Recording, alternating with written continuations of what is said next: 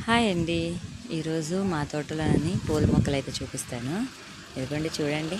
ఇవైతే నేను బయటికి వెళ్ళినప్పుడు వేరే వాళ్ళ దగ్గర కొమ్మడిగా అయితే తీసుకొచ్చి పెట్టాను. చూసారా ఎంత పెద్ద చెట్టు అయిందో. ఇదైతే ఇంకా చాలా హైట్ అయింది ఇంతకుముందు. అయితే గాలికి దీని కొమ్మలు ఇరిగిపోయి పడిపోతే వాటిని కూడా గుచ్చాను. చూడండి ఎంత బాగా వచ్చాయో. ఇదిగోండి మొగ్గలు కూడా వస్తున్నాయి.